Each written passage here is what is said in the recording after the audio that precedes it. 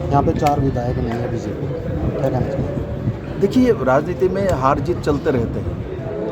मैंने इसलिए पहले भी उदाहरण 2014 में इसी ज़िले से हमारा जो आज के प्रदेश अध्यक्ष है, आप विधायक बन चुके थे और मंत्री भी बने। इसीलिए आज 4 विधायक नहीं है तो 2024 में जो विधानसभा होगा वहाँ जाके नहीं होगी, ऐसा कोई कांग्रेसी लोग सोच रखता है तो गलत रखता है। तो मैं वही याद कराया जो 2024 में झज्जर में भी कमल फूटने वाले हैं और हमारे साथ जो अध्यक्ष जी बैठे हैं 4 कमल लेके निश्चित हमको चंडीगढ़ में पहुंचा रहे। जाट नॉन जाट का भी बात की आपने, होने के नाते आपने चारों विधानसभा की बात की है यहाँ पे। इसको लेकर क्या कहना है? सक्रिय राजनीति किसने सुना? सोनिया गांधी चुनाव नहीं लड़ेंगे। देखिए, वो अलग विषय है। वो मुझे जहाँ तक लगता है उन्होंने तो अपने बेटों को आगे बढ़ाना चाहती है, क्योंकि उनका जो स्वभाव मैंने देखा, मैं किसी महिला के बारे में वो माँ है तो स्वाभाविक है। मैंने उनका जो राजनीतिक करियर देखा, उन्होंने बहुत पहले से ही एक तरह का राजनीति से संन्यास ले चुकी थी और बेटे को बढ़ाया था, जो कि कांग्रेस के सभी समय वंशवाद का, फैमिली पॉलिटिक्स का जो स्वभाव है वही वो कर रही है। और मुझे तो लगता है क्योंकि उन्होंने बहुत आशा करके भारत जोड़ो यात्रा में उनको भेजा था, वो यात्रा तो अधूरे रह गए, उनकी मन की इच्छा पूरी नहीं कर पा रहा है। तो हो सकता है भारी मन से उन्होंने वो सिद्धांत लिया और उसके बाद भी इस पर इसलिए हम लोगों को तर्क वितर्क में नहीं जानी चाहिए। ये उनकी पार्टी का निर्णय है, उनकी व्यक्तिगत निर्णय है।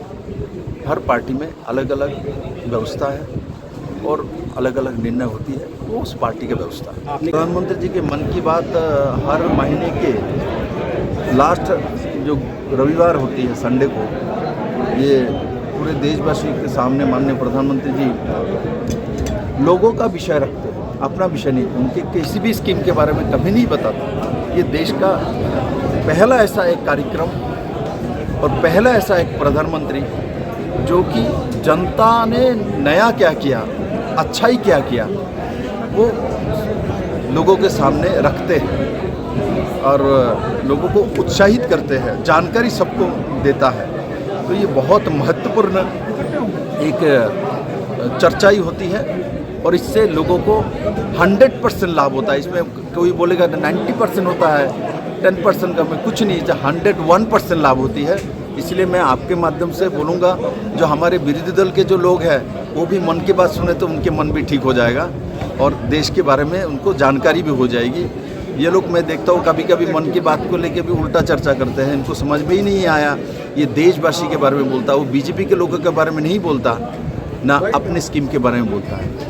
दूसरी बात, राष्ट्रपति की, महामहिम राष्ट्रपति जी का जो अभिभाषण हमारे संसद में प्रस्तुत किया गया था बजट सेशन में, उसके ऊपर आज यहाँ चर्चा ही हुई है और स्वाभाविक तौर पे आज देश एक बहुत मजबूत आर्थिक स्थिति में माननीय प्रधानमंत्री जी के नेतृत्व में चल रहे हैं। और साथ ही साथ बहुत सारी सेक्टर ऐसा है वो प्रमाणित करता है जो भारत एक नई दिशा में ऊर्जा के साथ काम कर रही है।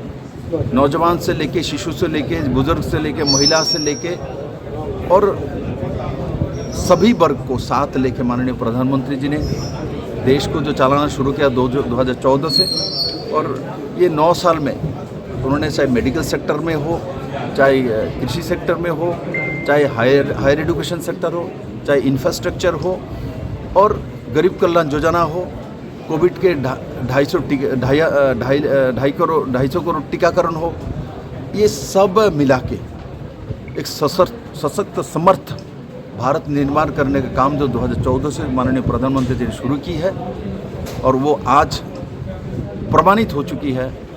और विश्व के 10वीं अर्थव्यवस्था हमारे थी, आज माननीय प्रधानमंत्री जी के नेतृत्व में कोविड के 2 साल हमारे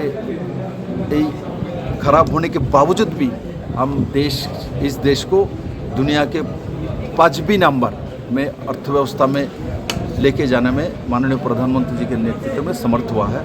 और कांग्रेस के नेता कह रहे हैं कि 2024 में कांग्रेस की सरकार हरियाणा में।